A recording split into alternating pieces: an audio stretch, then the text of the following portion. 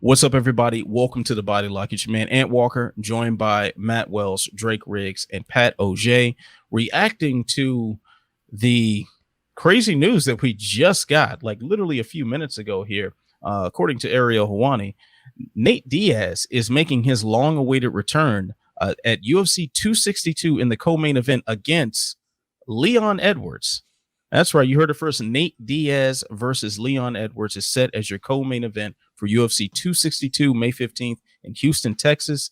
And to top it all off, this isn't just your average 3-round co-main event.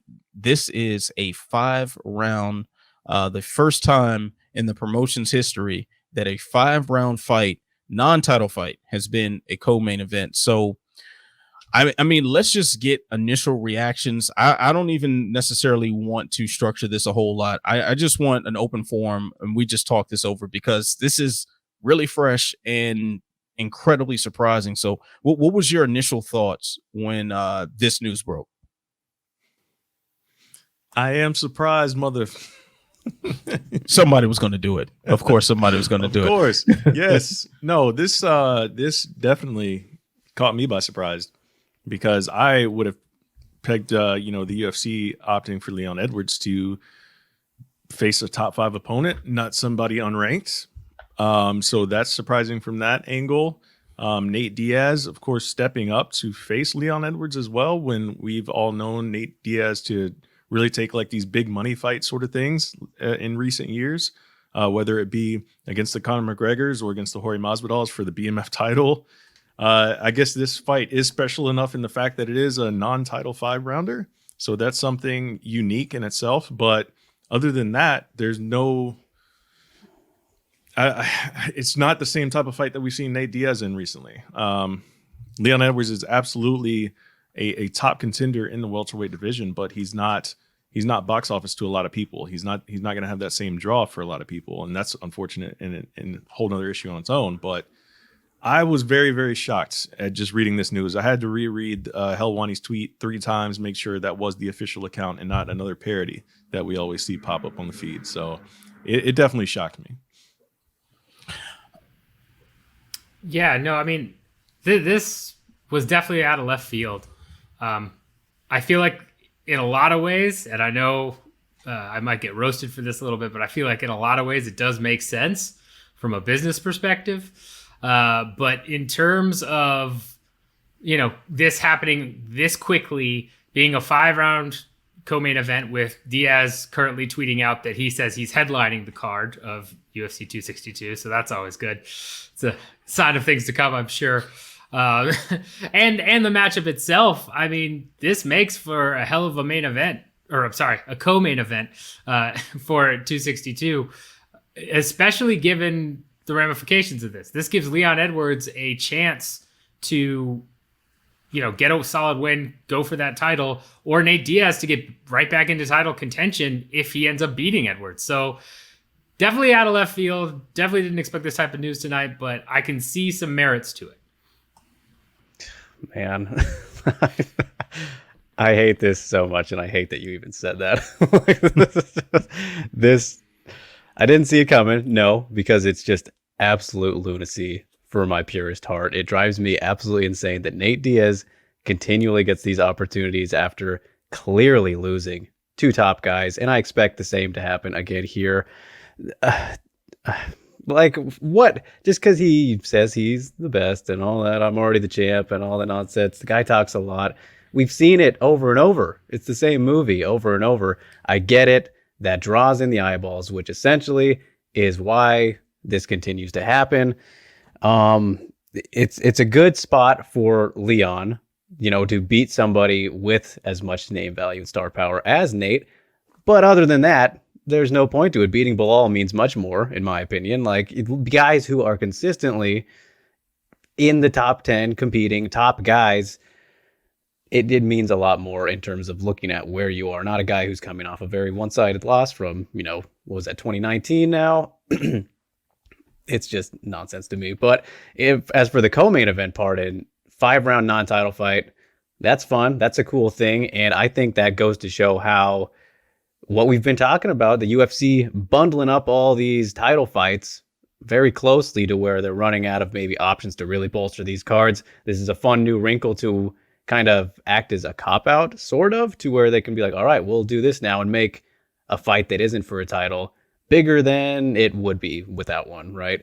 And yeah, the fact that I was thinking Volkanovski and Ortega was probably going to be the one to slide in here, but I think this also tells us probably not going to be on this. Well, obviously not because of the co-main aspect, but maybe 263. Volkanovski's still healing up and whatnot. So it tells us multiple things about it. But as for the matchup, I am not a fan. Really not a fan. Drake, I do understand your sentiments there, and I agree as far as Nate Diaz is concerned that his inclusion in such a high-profile welterweight fight, it's just unwarranted.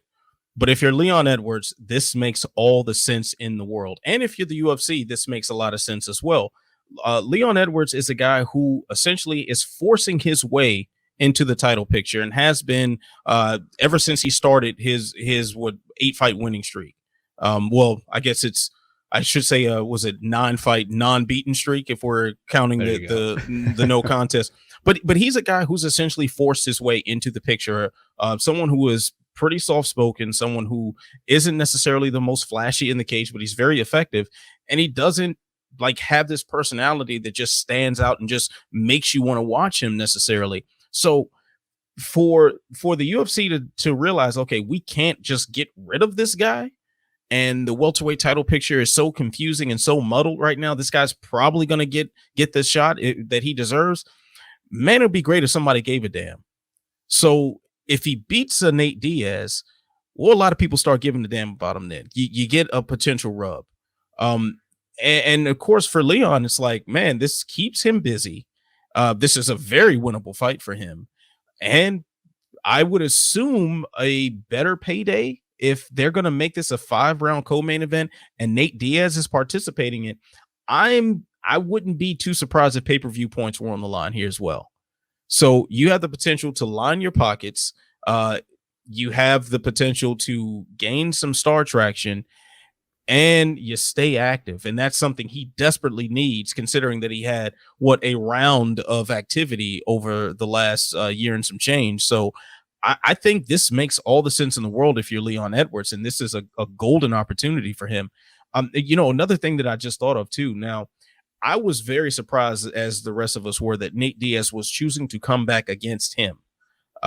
So I see this as either one, he says, okay, this is the best way to leapfrog my way into the title picture at welterweight. But at the same time, we've seen him at least sign up to take on someone who isn't necessarily a star, but was going to just bum rush him into title contention. And that was when he was originally supposed to fight Dustin Poirier.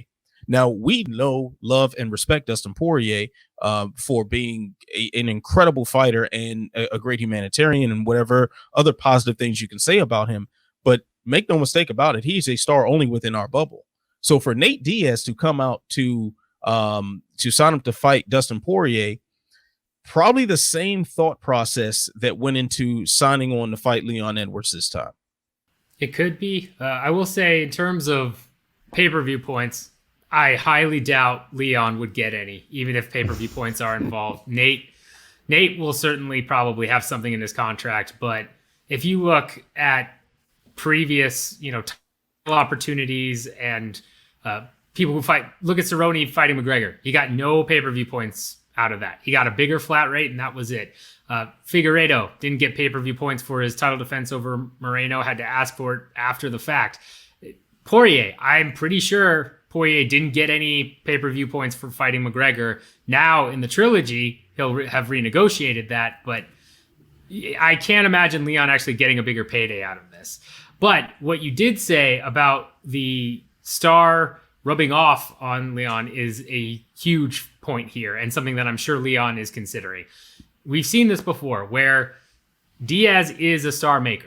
Masvidal was not a star. He was a star in our bubble, but he really transcended that after Masvidal beat Diaz. Same way that Diaz beat McGregor, that transferred over. It's a pretty common theme in MMA. Same way that Holly beat Ronda and became more of a star. Same thing that Leon could hypothetically do at UFC 262. And it's definitely going to be the type of fight from a business perspective that Dana White loves to see, because as you mentioned, this helps one, either get Leon over finally into a point where they can push him as someone. Yes, he's on an incredible win streak. If you take the no contest out of it, still just tearing people up and totally deserves that welterweight title contention. Or two, gets Diaz back into the fold, which will do much better pay-per-view buys than probably Usman versus anyone else outside of Masvidal. So it's all about the business here. That's what this fight is about. And I know Drake said he hates it from a purist standpoint. I could agree with that. If you're looking for a purist looking in, and you're kind of scratching your head like, what? But it's the same thing they've been doing with McGregor. Look at McGregor's last run, right? His last win was against Cerrone at welterweight. Come on. It's the same old song and dance with the UFC. Kind of another thought just popped up into my head there. Now, Nate Diaz being in this position, despite not having any claim to anything in the welterweight division, like you said, kind of like McGregor's path, and how no matter what, he was going to get pushed for that lightweight title. But now I thought about Nate Diaz before in our previous videos when we talked about the fallout of Poirier McGregor 2 and what would happen after the trilogy fight and whatnot. The first thing I thought was, okay, well, either guy that loses this, first, the winner could fight for the undisputed belt at lightweight. The loser probably should just fight Nate Diaz, and that would be a big enough fight to draw Nate out. Is that still on the table now? Is that still something that can happen with this fight going on? Like, what the implications of this fight kind of throw a monkey wrench into that sort of plan, I would think. It's an interesting argument. It is. It's interesting. I just don't know where, if Nate wins this fight, is he going to be active enough for that to make sense? To, stay at the top in terms of competition? Obviously, I think, you come in and you show up, you beat Leon Edwards, who's number 3 still. When's the next time we're going to see Nate fight, though, after that? Is it going to be another special event sort of thing like this where it has to be something special attached to it? Again, the non-title 5-rounder is a special thing in its own right, but is he going to come back out for somebody else just floating around the top 5? He'll probably get a title shot. Yeah, he'll get a title shot. Yeah, that's exactly what would happen. Especially when we talked about after Usman defeated Burns, and we looked at the field of welterweights, and it's like, hey, well, Usman beat most of them already. They're doing a retread that no one really wants to see necessarily with Masvidal. So it's kind of like they've already sort of run out of ideas of what to do with Kamaru Usman right now. If Nate Diaz beats Leon Edwards, that is the surefire guy who's going to get the title shot. Without a shadow of a doubt in my mind, he will be the one fighting Kamaru Usman next, or the winner of Usman Masvidal 2. We can seal that in an envelope, send it to the Library of Congress, get it trademarked, and it is the exclusive property of the Body Lock. That's exactly what will happen. I will say there is a slight possibility that I could see the promotion doing this. This is a little bit out there, but I could also totally see it happening. Is Usman is fighting Masvidal, and let's say he takes some damage, or let's say he wants to wait for a bit, right? If he waits long enough and Diaz wins, I could totally see them putting Khamzat Chimaev versus Nate Diaz together for a unofficial number 1 contender bout. Because think of a way you want to push Chimaev right there, especially if Diaz has beaten Edwards. That's your ticket. And plus, that fight would be massive in business alone. So just a thought. I wanted to kind of go back to the hypothetical that you brought up, Pat, of Leon becoming a massive, maybe not massive, but a much larger star after a win over Diaz. And I don't know. I just feel like it depends on how he wins, but just beating him in general, which I fully expect to happen, I don't know if it will translate the same as it has for these other guys that have beaten him. Because if you look at Masvidal, Conor, just, the 2 most recent best examples, both are incredibly well-spoken and out there kind of personalities. Leon isn't exactly that same guy. Yeah, his star power will grow, and he does speak kind of when spoken to, and he has spoken out during kind of the layoff that he had, but he's just not the same type of personality that those guys were, which that personality accompanied by the fights that they had with Nate really helped. You know, if you just get that amazing performance by itself against Nate, you know, we've seen it in the past, not so much when he had become the star that he is now after the McGregor fight, but, you know, people that have beaten him very soundly before that, it's hard to judge, right? But I think you need that combination, and it's a rare combination to have, and I don't think Leon has it, unfortunately for him. I would say that by well spoken, I think you mean boisterous, and that's better. Just that's super, better. Yes. Yeah, that was my and a certain arrogance. I mean, Leon does have, you know, an incredible story, right? Especially after his UFC San Antonio win in the post fight there, he kind of gave his backstory, and I would counter that argument by saying, well, I doubt he will reach the level of Masvidal, right? I do agree with that. Masvidal, it probably was already kind of on a trajectory of being more popular within the hardcore fans, and then got that mega boost with Edwards. I mean, look at, again, Holly Holm. Holly Holm has not been super boisterous, has been kind of, you know, talking, whatever, and her star power has stayed around forever. I'm not saying Edwards is going to start pulling in millions of pay-per-view buys, but I think he gets a bump to at least the 500K plus range. That's just what I think would happen if he ends up beating Diaz, especially in good fashion. You're right, if a fight is kind of a, you know, slow ho-hum decision, maybe not so much, but otherwise I would imagine he gets some sort of bump. No. I mean, that, in terms of likability, sorry, Matt. No. Holly a bit more likable. Yeah, for sure. There's a couple of different things going on there from that aspect. But another angle to look at here is, speaking of, you know, loud and boisterous personalities, Colby Covington turned down this fight against Leon Edwards. So that's one of the reasons that we're here. And also for the fact that every other champion is pretty much been booked, because usually when the UFC brings a pay-per-view to Texas, they put 2 title fights on that card. But, you know, as we've alluded to in the past, over the past recent months, like them booking so many title fights, 3 title fight cards here and there, like we were going to run into hiccups where it's like, okay, what is going to be your main event? What's going to be your co-main event on these upcoming pay-per-views, specifically 262 and 263? Like, what are you going to do? So here we are. Let's pull the Nate Diaz, you know, bag, you know, out of the hat and make it something crazy. And here we are. But at the end of the day, this also proves that rankings, as many times as we say it and as many times as we go back to it, really don't mean shit. They don't mean a thing at the end of the day, because not only are we looking at a title fight between the number 3 and number 4 in the lightweight division in the main event there, proving once again rankings don't matter when you have number 3 and number 4 fighting for a vacant title. You have an unranked guy, according to Tapology, they have him ranked at number 23 in Nate Diaz right now, but number 6 on their rankings for Leon, but number 3 officially in the UFC and unranked for Nate.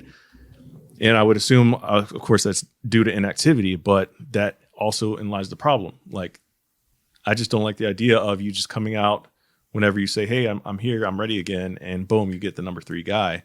And I also get the fact that, yeah, it makes sense from a business standpoint. You need somebody to sell tickets on your second pay-per-view back from COVID when you're forcing fans back in the arena. So yeah, what else were you going to put on that card besides Chandler and Oliveira? You got to find something. You got to have something special, I guess, to bring the people out, since there's no other title fight available. It's just a whole jumble of mess that is getting us here, I think. Yeah, it's amazing what direction the UFC has taken. And the thing is, like, as ridiculous as a lot of the things we've said here tonight are, like, the precedent has been set. Like, all of these things are very, very, very likely to happen if certain events play out the way they could. I mean, I, for one, am picking Leon Edwards to to win this fight. And I'm sure later on, as UFC 262 draws near, we will do official predictions and we'll break down strategy wise where we think each fighter is going to go and weak points and strengths and whatnot. So we'll get to all of that as the time comes. But my first thought says that Leon Edwards wins this fight, gets the rub, and can't really be denied for a chance at the title, depending on what happens with Usman and Masvidal. But still, I mean, this is mixed martial arts, and as we are here gathered to talk about ridiculous things, let that be just a reminder you need that ridiculous things can happen. So if Nate Diaz pulls off the upset, which I'd imagine he would be the betting underdog. I haven't seen the line yet. Probably one just got published. I'd imagine. I mean, this is new enough to where there may not be any bookies taking action on this just yet. But I'd imagine if he got the upset, then we have a whirlwind of chaos to follow. And as ridiculous as this may sound, it can get a lot sillier from here on out. So I'm not sure what else to say, gentlemen, except that, man, I mean, it's going to be a lot of people coughing on each other in that arena, watching Nate Diaz try to steal a title shot that he didn't earn in the first place. So enjoy, I guess. Well, here's a question I think that maybe we could tackle a little bit. In terms of the 5-round co-main event, non-title fights, how frequently do you think we could see these now? I think this is probably going to be a frequent thing at times here, like at least frequent enough to where it's not unusual. You don't have but so many champions to go around. They can't stay but so active. You do have a log jam at some divisions, and quite frankly, I think 5 rounds for like true number one contender fights makes a lot of sense. And you can't put everything on ESPN, I guess. So I see this as being the new normal. I have been in favor, like we've kind of mentioned it before in the past, like just in conversations, like, this is a hell of a like number one contender fight. Like this should be 5 rounds. Oh man, it sucks. This fight's only 3 rounds. We wish it was 5. We say that all the time, right? But at the end of the day, like you said, Ant, there's only so many champions to go around. Well, by putting those contenders in from 3 to 5 round fights, you're looking at hanging those contenders on the shelf even longer as well in the aftermath. So they're not going to be ready to turn around and take a fight against that champion whenever, he or she may be ready. So there's pluses and minuses to this. But yeah, I mean, from a fan perspective, just on the surface, when it's like a hell of a matchup, like, yeah, I wish those guys were in there for 25 and not 15. But how does that affect the business side of things when it's, looking at turnaround times and more injuries and things like that? Yeah, but also we're in an era where the UFC is not really thinking. It doesn't seem like they're thinking that far ahead. It's just, how do we get the biggest payday right now? How do we maximize butts and seats and buys on pay-per-view right now? Screw what happens with the divisions. And I think that's sort of the mentality that is permeated the culture of the company right now. We don't make a lot of sense of a lot of the things that happen. Like the BMF thing as a huge example, like what purpose did that serve? Other than just drawing money, drawing a bunch of attention. So we've seen the UFC take this route before. And this is just, if they were to do this would be one of the rare times where that short-sightedness might lead to something in the way of better meritocracy for the title picture. And it's just another example of them falling upwards, even though it comes with those downsides. What I would say about it is, because you are right. Right now, they are going for the biggest money grab, and they are under a strict deadline of August, I think 18th is really what this is all drawing. They have until August 18th until one of their partners can, enact an IPO or demand an IPO for the UFC, which I'll get into on the Fight Business podcast later this week. But in terms of 5-round co-main events, I don't think this is going to be as common as you're saying, simply because I would not be shocked at all if the way fighter contracts are written is you get paid more for 5-round main events, right? If you think about headlining fight night cards, all of the headliners are 5-round main events. I don't think they do that based on if you're in the main event of a particular card, you get this pay. I'm pretty sure it's done on if you're in a 3-round fight, you get this much. If you're in a 5-rounder, you get this much. So I think that's why they're making the exception here. Similar to if you're headlining a pay-per-view. That's why you don't see many champions, or non-champions rather, headline pay-per-views. I think there's specific wording in the contracts that are probably dictating why, if you're in a 5-round fight, you get more money. So I don't think it's going to be that common. I like differentiation, but I also like consistency. So when I hear about something new and kind of exciting like this, it begs the question of, or the argument for, okay, make this the new normal. Every single co-main event is now 5 rounds, right? There's that argument to things, because why be all over the place with it? So in a perfect world, maybe, if you were to go something similar along that route, and like I said, keep things different but also consistent, maybe you do it where pay-per-views, every co-main and main event, no matter what, 5 rounds, and then for fight nights, you keep co-main event 3, still main event, obviously 5. There's a lot of different ways to go about it, but I remember when Dana was talking about it, he sounded, from what I remember, like he wanted to have a decent amount of them. But I hear what you're saying, Pat. So that's why I'm thinking the possibilities of a balance there, to where, all right, we can boost pay-per-views a little bit by doing something that isn't as flashy or insane as a completely random belt that means nothing in the grand scheme of things, Yeah, as long as fighter pay is capped at 20%, that's really their goal. Is they don't want fighter pay ever higher than 20% for any particular event. That's really the entire goal of when they sold to Endeavor. That was a part of their investor presentation. You don't want that fighter pay higher than that number.